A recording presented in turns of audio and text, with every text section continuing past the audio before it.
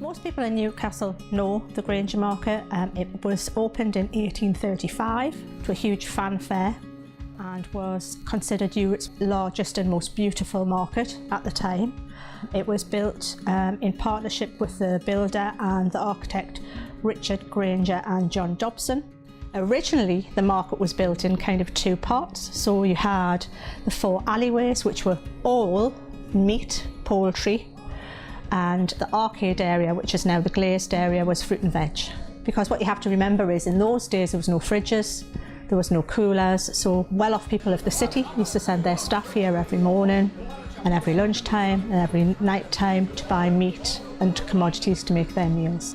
And it was a very swanky place to come. People used to come and parade their wedding dresses and wedding regalia up and down the aisles, which is one of the reasons why the aisles are so wide, because in those days ladies had huge wide crinoline dresses and it was very upmarket, and they'd come and swish and sway their way up and down the market just showing off their new clothes. Got a very interesting and very long history.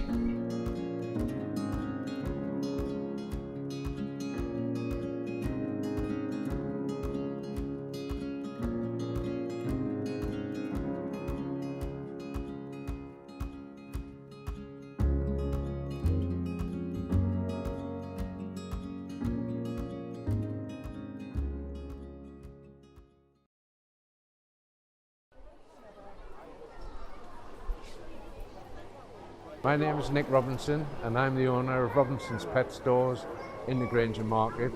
We are a family company. We were established in 1929.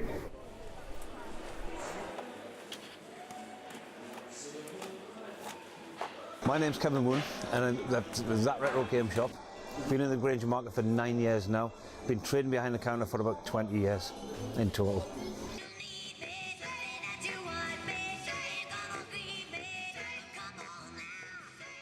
My name's David and I work here at Grainger CD. We sell CDs and DVDs and we're open 6 days a week.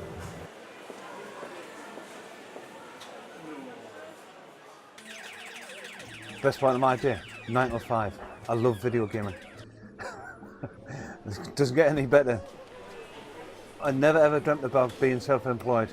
I've had many occupations, and about 20 years ago I decided to give it a go myself, and I've been self-employed ever since. Well, I'm never going to get rich, but I'm my own boss, and I'm the one that says 9 to 5. Quite regular. I deal in second hand, so I'll buy old collections that people have discovered in the loft, never used for a long time. A lot of people have collections that they don't want anymore, so they'll come in, trade them for new stuff. That's the one, 2016. I like working here because my main hobby is music. I've been involved in music for many years as a radio DJ, a mobile DJ, and I've been a music fan for a long time. And this is like getting paid for doing a hobby.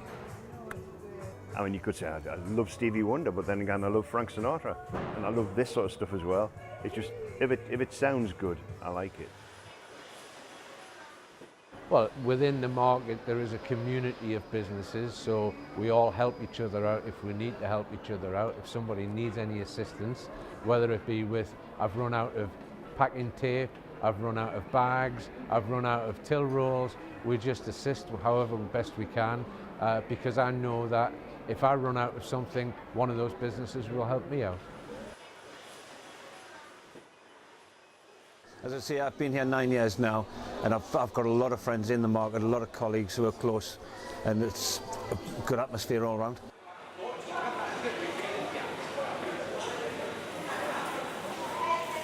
We have customers who come in here every day. We've got fishmongers who know the names of the people who come in and keep the fish tails for Mrs. Smith's cat tiddles and all of that kind of stuff. We really do. It does get down to that kind of detail. If you shop on the internet, you get a small description. If you come to me, I'll talk to you for 20 minutes, and you don't get that on the internet. There's no personal touch. I can help people out. I have many a time. Mothers will come in. My son's looking for this kind of game, and I'll say, well, what kind of games does he have? What kind of games does he play? And then it's easier to steer them to a game that they're actually going to buy to take home for somebody to enjoy.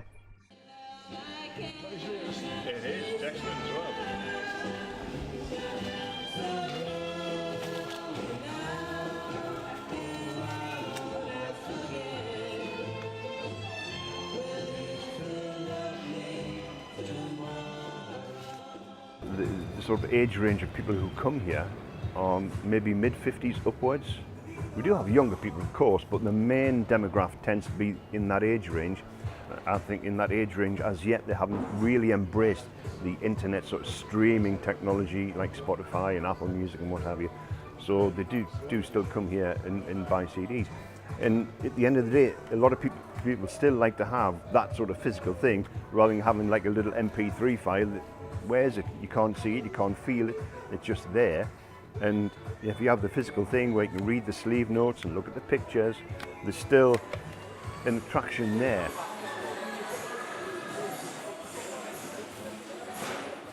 I used to visit the Grainger market when I was very small. I used to come shopping and get lost. And it's not a huge place, but if you're not used to it, it can be like a maze.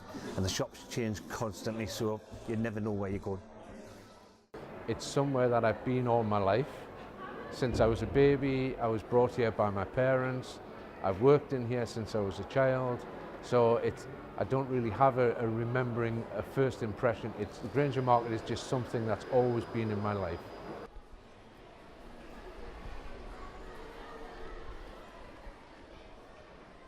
The Grainger market now has been open for about 180 years, and over them years it's changed.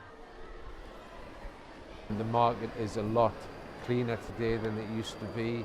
The mix of businesses in here, they used to sell a lot more fresh fruit and vegetables, but we still have a good display of fresh fruit and vegetables in the market, but it's not as much as it used to be. We have a lot of foods that sell hot food, takeaway food now. I think there's more variety of stores in the Grainger market these days. I mean, years and years and years ago, the Grainger market was essentially butchers and fruit and veg shops, but now the makeup stores, all varieties of food stores, there's a Turkish restaurant along there. It's very varied compared to what it used to be years ago. And I think over the past 15 or 20 years, it's changed dramatically because of like modern shopping. They've still got a lot of traditional stuff in the market, but if you hunt around the market, you'll see that there's it is gearing towards modern day society.